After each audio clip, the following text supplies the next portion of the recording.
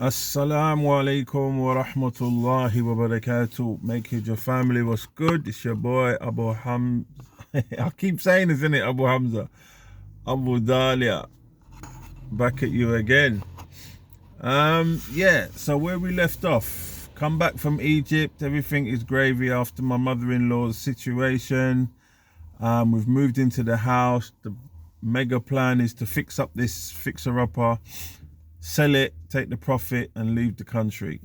Of course, I mentioned that I missed a bit, which was the last video, I believe, which is where the change happened for me, where it became from taking me and my family out of the UK and not keeping the promises that we made to each other, which was not to bring up our children in the West.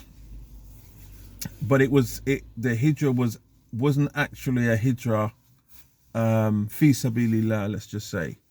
It was more, the reason I was making Hijrah, if you can call it a Hijrah, was I didn't want to be in the country anymore. So anyway, once I came across the verses and I had an epiphany, went home, explained to my wife at the time, I have to go no matter what. So anyway, moving swiftly on, yeah.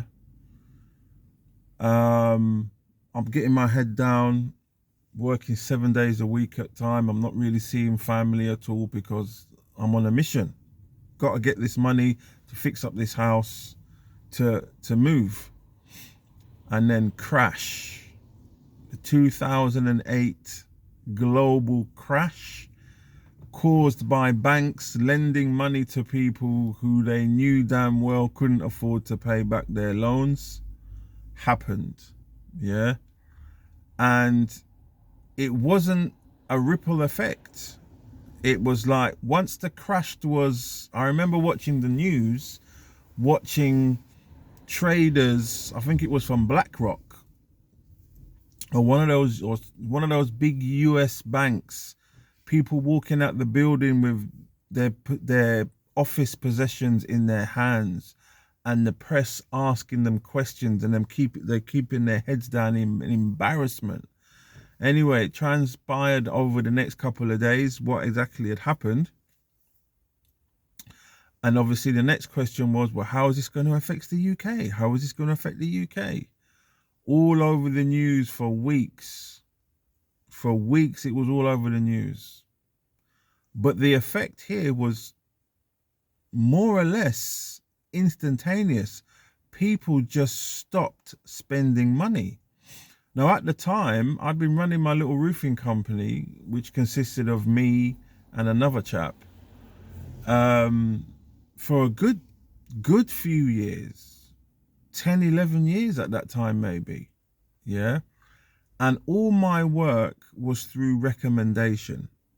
All my roofing work was through recommendation. So I'd almost finish the job and the phone would ring. I'd go and see the builder, price it up, start the following week.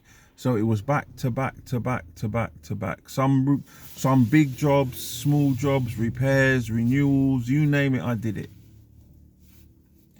And then all of a sudden, it seemed like it was overnight. Nobody was spending money. Yeah. So what we call in the term, I was scratching for work, quite literally. It got that bad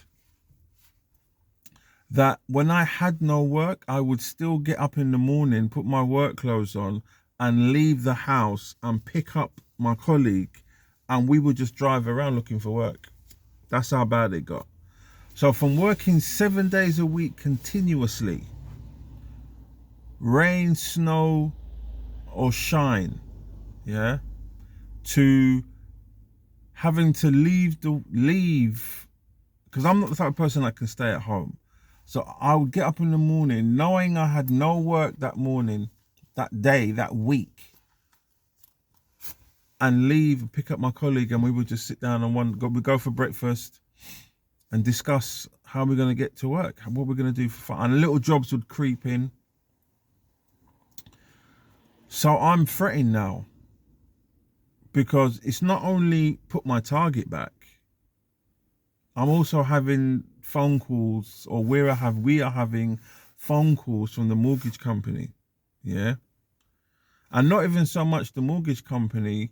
What we did was, when we first moved into a property, it needed some work like done straight away. So we took out a secured loan on the house to get the electrics and plumbing done straight away, because we had a new child, we had a baby coming. We had to have heat and hot water in the home, so we done that. So no work. The mortgage people are contacting us.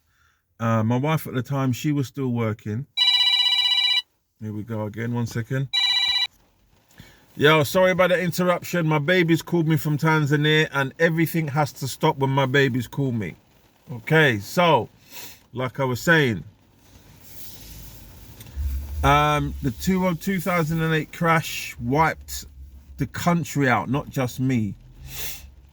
Struggling to pay the mortgage, struggling to pay the bills, and cut a long story short, the cracks in our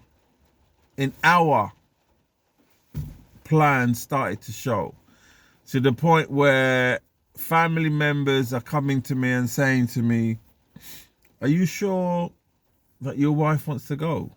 Are you sure your wife wants to go? Are you sure your wife wants to go? And because of many reasons, I refused to believe that she had changed her mind, because I was just tunnel visioned. I mean, you know, certain things happened which did in my mind put doubts, but I just thought that, no, I just thought that was shaitan. I just thought, you know, this was her maybe having cold feet, but everything would work out to be okay. Anyway, so we're plodding along, and one day we're getting shown no love from the mortgage company, and we're getting shown no love from the company that we got the secure loan from. Yeah.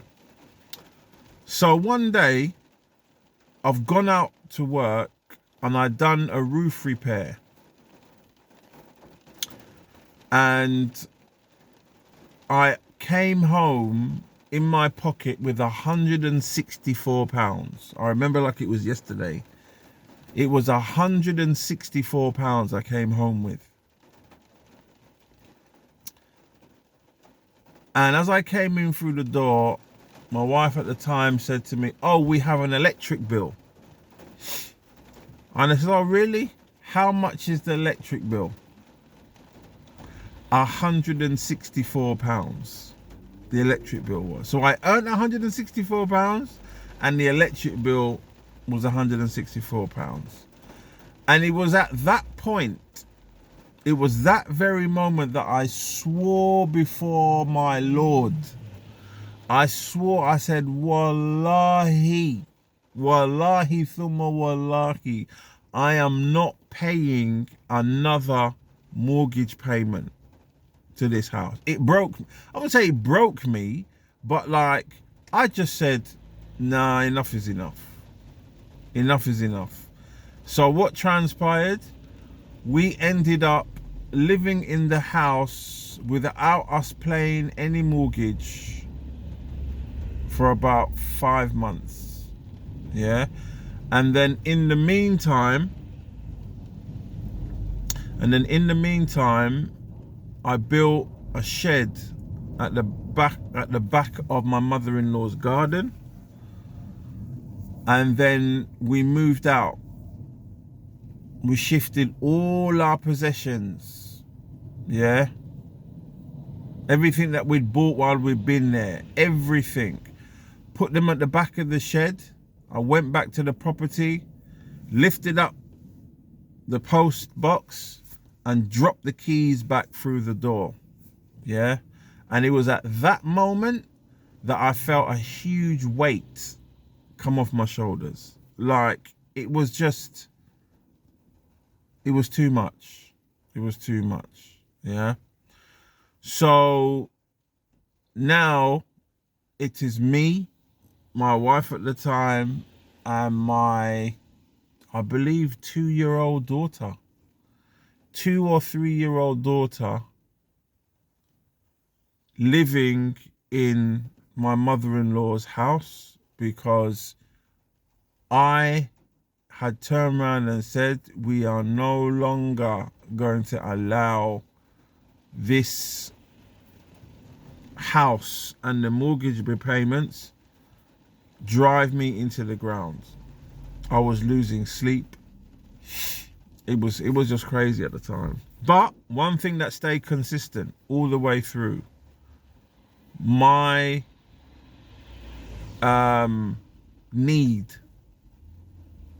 my compulsion, my obligatory duty to make Hijrah. And even though the plan had basically had a kink in it, let's just say, because obviously I didn't have any other plan apart from selling this property to get this money. And again, the cracks started to show in the relationship, to the point where, you know, family members are saying to me on the quiet, are you sure your wife wants to go with you? Because she doesn't seem to be as enthusiastic as you are. Well, in the next video, I will come back to you and I will answer that very question. How the cracks appeared and how it finally broke, and what position I was left in and what I did next. So until the next time, ikhwani wa akhwat, assalamu alaikum wa rahmatullahi wa barakatuh.